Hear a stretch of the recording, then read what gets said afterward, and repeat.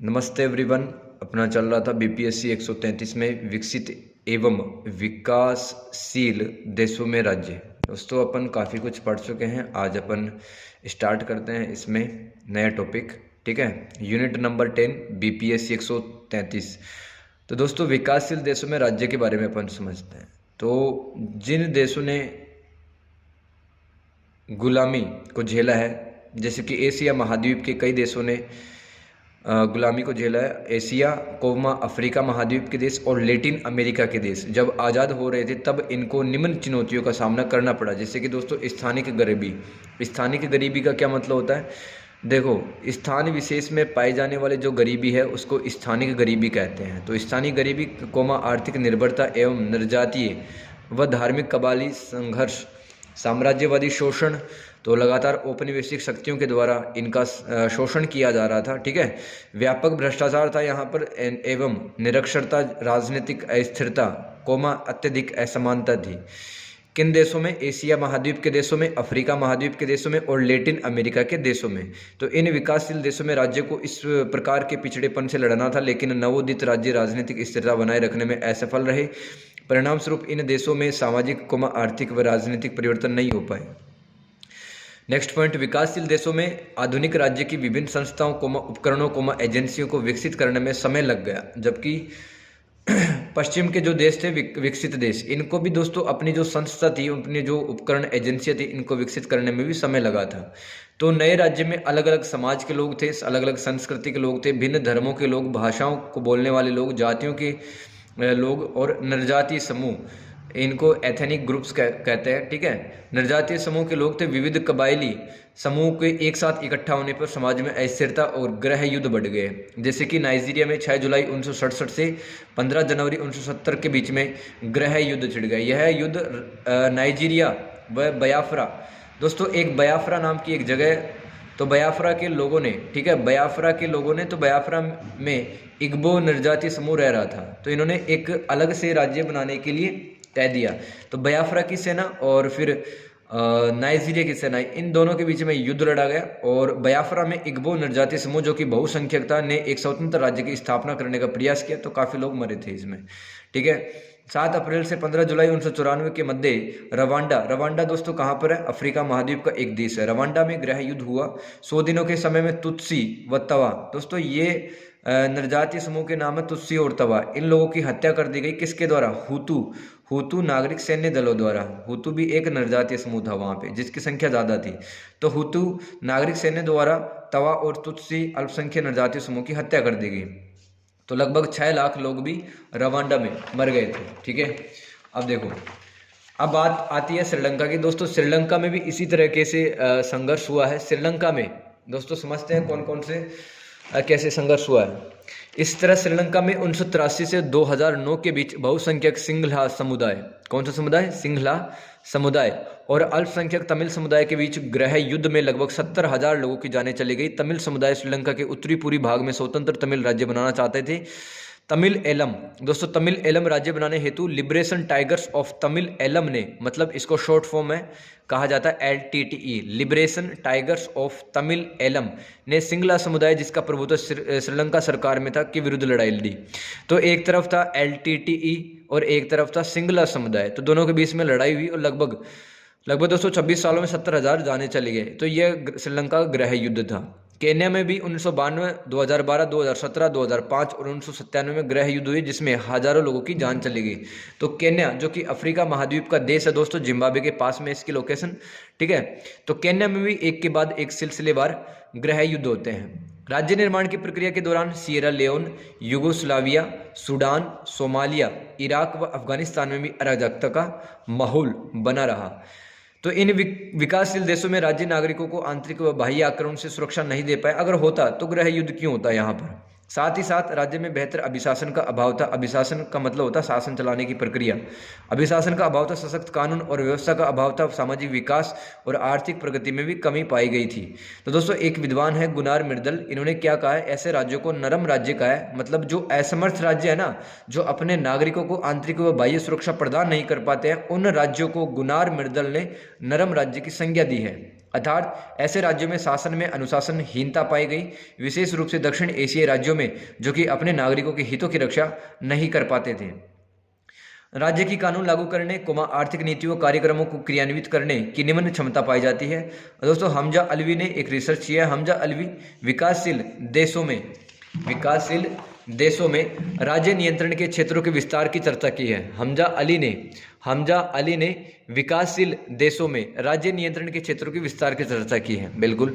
अलवी ने उत्तर औपनिवेशिक पाकिस्तान, मतलब उत्तर औपनिवेशिक का मतलब क्या है कि कभी इस क्षेत्र की जमीन मतलब किसी एक औपनिवेशिक शक्ति के अधीन रही थी, ऐसे देश उत्तर औपनिवेशिक देश कहलाते हैं। तो दोस्तों हमजा अलवी ने उत्तर औपनिवेशिक देश पाकिस्तान राज्य का वर्णन करते हुए एक ऐसे राज्य के रूप में किया जहां पर एक जटिल सैनिक नौकरशाही संबंध पाया जाता है। मतलब यहां पर सेना का तो डोमिनेंस, सेना का प्रभुत्व ज्यादा होता है शासन में, जो एक नागरिक समाज पर नियंत्रण करती है। अतुल कोहली ने एक ऐसे राज्य की चर्चा की है जिसके पास कार्य करने की सीमित क्षमता होती है। 1960 के दशक में उत्तर औपनिवेशिक राज्य राजनीतिक स्वतंत्रता और आत्मनिर्भरता की ओर अग्रसर थे। इन्होंने आयात प्रतिस्थापन की नीति अपनाई।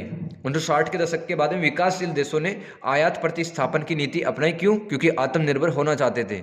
अब ये आयात प्रतिस्थापन मतलब इंपोर्ट सब्सटीट्यूशन क्या होता है? आयात प्रतिस्थापन का सीधा सा मतलब है यहाँ पर कि मतलब कोई एक देश किसी समय पर ज़्यादा से ज़्यादा आयात करता था, ठीक है, तो जिस वजह से उसको लगा कि यार ऐसे तो खजाना खाली हो जाएगा, इसकी वजह से वो अपने देश में ही उद्योग लगाता है और ज़्यादा से ज़्यादा सामान अब निर्यात करने लग जाता है, ठीक है। तो आयात की जगह निर्यात को बढ़ावा देना ही आयात प्रतिस्थापन कहलाता है। तो इस प्रकार के देशों ने विकासशील देशों ने सार्वजनिक क्षेत्र के उद्योग धंधों को प्रोत्साहित किया गया। इन देशों में राज्य की निजी उद्यम व मुक्त बाजार में कम रुचि थी। जैसे कि भारत में शुरुआत में समाजवाद को अपनाया गया था, तो यहाँ पर राज्य का संस्थाओं पर बहुत ज़्यादा कंट्रोल था, कंपनियों पर बहुत ज़्यादा कंट्रोल था, सरकारी कंपनी अधिकतर थी भारत में भी। तो इन देशों ने मतलब विकासशील देशों ने उच्च सीमा शुल्क लगाए, मतलब बाहर से अगर कोई सामान आता है तो उस पर बहुत ज़्यादा कस्टम ड्यूटी या सीमा शुल्क लगाया जाता था, जिसकी वजह से देश में आने वाली चीज़ें बहुत महंगी आया करती थी। और दोस्तों इन देशों ने सख्त कूटनीति का सहारा लिया, विदेशी माल व टेक्नोलॉजी निजी क्षेत्र पर कड़े प्रतिबंध व नियम लगा दिए। उदाहरण भारत में 1991 से पहले लाइसेंस राज लागू था। तो दोस्तों लाइसेंस राज क्या था कि मतलब अगर कोई कंपनी लगाता है तो उसे लाइसेंस लेना पड़ेगा, और अगर किसी कंपनी में अगर उत्पादन भी बढ़ाना है, ठीक है, जैसे साइकिल बन रही है 5000 एक साल में, अगर 10,000 साइकिल बनानी है तो उसके लिए सरकार से परमिशन लेना पड़ता था। तो दोस्तों काफ़ी कठिन नियम थे पहले 1991 से पहले। तो जब से हमने उदारवाद, वैश्वीकरण और निजीकरण इसको बढ़ावा दिया है 1991 के बाद में, आर्थिक सुधार हुए थे अपने 1991 में, तब से ये लाइसेंस राज को भी खत्म कर दिया गया। अब दोस्तों अंतिम टॉपिक पढ़ते हैं इसका, राज्य की बदलती प्रकृति, ठीक है, यूनिट नंबर 10 का अंतिम टॉपिक राज्य की बदलती प्रकृति। तो मतलब आज के टाइम पर विकासशील देश भी बदल रहे हैं और विकसित राज्य भी बदल रहे हैं। तो 1980 के बाद में दुनिया की विकासशील व विकसित देशों के राज्यों में वैश्वीकरण को अपनाया गया। फलतः इनके यहाँ पर शासन व्यवस्था, अर्थव्यवस्था, समाज में परिवर्तन आया। आंतरिक उपभोग ने इस वैश्विक अर्थव्यवस्था में बदलाव किया। तो मतलब ज़्यादा से ज़्यादा सामान आपको अब कंज्यूम किया जाने लगा, ठीक है, डिमांड बढ़ने लगी देश के अंदर ही। तो भाई वैश्विक अर्थव्यवस्था में बदलाव आता है, ठीक है, मतलब ज़्यादा से ज़्यादा चीज़ें बाहर के देशों से खरीदने की कोशिश की जाएंगी। तो दोस्तों साथ ही साथ सूचना और संचार प्रौद्योगिकी ICT, information and communication technology में प्रगति के कारण पूरा विश्व आपस में जुड़ गया। विश्व में नव उदारवाद के कारण मुक्त व्यापार, वित्त का मुक्त प्रवाह, मुक्त बाजार जैसी व्यवस्थाओं ने जन्म लिया। दोस्तों मुक्त बाजार क्या होता है? देखो, जहां पर सेवाओं और माल का जो मूल्य है वो खुला बाजार निर्धारित करता है, उसको कहते हैं अपन मुक्त बाजार, फ्री मार्केट। और उदारवाद तो जानते हैं आप, जिसमें नागरिकों को स्वतंत्रता दी जाती है, चाहे व्यापार के मामले में चाहे उनके निजी मामले में हो, ठीक है। नव उदारवाद का मतलब है कि भाई 21वीं सदी में जो उदारवादी व्यवस्था है उसी को नव उदारवाद कहा जाता है। और आप जानते हैं कि उदारवाद का जनक किसको कहा जाता है? जॉन लॉक को, ठीक है। बहुराष्ट्रीय निगमों, मल्टीनेशनल कॉरपोरेशंस ने भी वैश्विक अर्थव्यवस्था में क्रांति ला दी। जैसे कि भारत में भी मल्टीनेशनल कॉरपोरेशन कंपनीज है, जैसे कि गूगल है, माइक्रोसॉफ्ट है। दोस्तों ऐसी कंपनियां जिनका व्यापार एक देश से ज़्यादा देशों में चलता है वो कहलाती हैं कंपनियां मल्टीनेशनल कॉरपोरेशंस, ठीक है, बहुराष्ट्रीय निगम। अब देखो आगे पढ़ते हैं अपन, अंतर्राष्ट्रीय मुद्रा कोष। दोस्तों IMF की थोड़ी सी चर्चा कर लेते हैं यहाँ पर। IMF वह वर्ल्ड बैंक ने विकासशील देशों को कहा कि वे अपने बाजारों को खोल दें, वैश्विक बाजार के लिए खोल दें। तो जैसा कि हमने पढ़ा था कि 1991 में भारत के पास में लगभग 14 दिनों का पैसा बचा हुआ था, $1 बिलियन। तो भाई भारत जाता है वर्ल्ड बैंक और IMF के पास में, और फिर IMF और वर्ल्ड बैंक कहते हैं कि आप अपने बाजारों को खोल दीजिए ताकि बाहर की कंपनी आ सकें और आपकी अर्थव्यवस्था भी है वो खुल सके। तब जाकर लोन मिला था।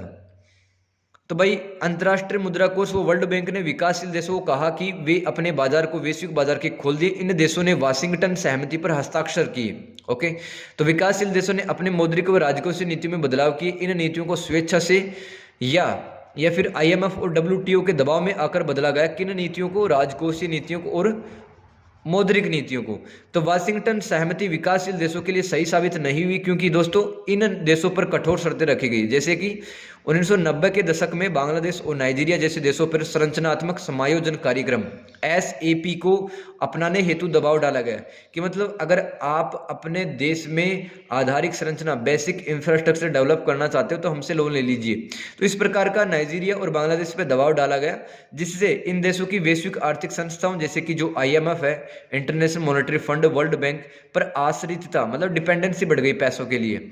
SAP मतलब संरचनात्मक समायोजन कार्यक्रम, स्ट्रक्चरल एडजस्ट प्रोग्राम के द्वारा इन देशों की मौद्रिक नीति, बजट नीति व व्यापार वाणिज्य की नीतियों व राज्य के उद्यम के प्रबंधन में हस्तक्षेप किया गया। इन आरोपित शर्तों ने राज्य की राजनीतिक, कानूनी व संस्थात्मक पहलुओं को भी बदल दिया। इससे इन राज्य की आर्थिक स्वायत्तता को नुकसान हुआ। दोस्तों फ्रांसीसी फुकुयामा क्या कहता है? इसे राष्ट्र राज्य का अंत कहता है, क्योंकि बात बात के लिए मतलब डिपेंडेंसी बढ़ रही है, आश्रितता बढ़ रही है, इसलिए फ्रांसीसी फुकुयामा ने इसे राष्ट्र राज्य का अंत की संज्ञा दी है। वैश्विक आर्थिक परिवर्तनों के साथ इन राज्यों ने मुक्त बाजार, उदारवाद, प्रतिस्पर्धात्मक व्यक्तिवाद के सिद्धांत को प्रोत्साहित किया। नव उदारवाद ने कल्याणकारी राज्य की भावना को ही कमजोर कर दिया। ठीक है, तो भाई अब आगे पढ़ते हैं अपन, कुछ और पॉइंट बच रहे हैं। तथा सरकार के हस्तक्षेप को कम, सरकारी उद्यमों का निजीकरण किया। देखो जब WTO विश्व व्यापार संगठन, IMF, ठीक है, और वर्ल्ड बैंक ने दबाव दिया कि आप अपनी बाजार को खोल दें, आपकी अर्थव्यवस्था भाई खुलनी चाहिए, अब तब जाकर जो राज्य है वो अपनी राजकोषीय और मौद्रिक नीतियों में बदलाव करता है। ठीक है, तो राज्य का थोड़ा सा नियंत्रण कम हो गया था और अब सरकारी उद्यमों का निजीकरण होने लगा। तो नव उदारवाद ने राज्यों के राजकोषीय मामलों में राज्य की शक्ति का पतन एवं राज्यों की सीमाएं अब पारगम्य बन गई। तो भाई एक देश का अब व्यापार दूसरे देशों में होने लगा। अब सीमाएं, भौतिक सीमाएं इतनी मतलब महत्वपूर्ण नहीं रह गई थी, अब ट्रांसपेरेंट बन गई सारी कंट्रीज की बाउंड्री। WTO विश्व व्यापार संगठन, अंतर्राष्ट्रीय मुद्रा कोष, AIIB, A for Asian, I for infrastructure आप जानते हैं आधारिक संरचना, I फॉर इन्वेस्टमेंट निवेश, और B for bank, RCEP regional comprehensive economic participation. ठीक है, तो क्षेत्रीय व्यापक आर्थिक भागीदारी, ऐसे कार्यक्रम आए। जैसी संस्थाओं के दबाव के चलते विकासशील देशों में शिक्षा, बिजली, स्वास्थ्य, जल आदि क्षेत्रों का निजीकरण कर दिया गया। केनिची ओहमाई ने कहा, विश्वकरण के कारण सीमा रहित विश्व का निर्माण हुआ है। 21वीं सदी में विभिन्न चुनौतियों ने राज्य के महत्व और केंद्रीयता में वृद्धि की है। निम्न देशों में अवैध प्रवसन से चुनौतियां उत्पन्न हो गई। अब दोस्तों 21वीं सदी में है ना, नई नई चुनौती सामने आ रही है।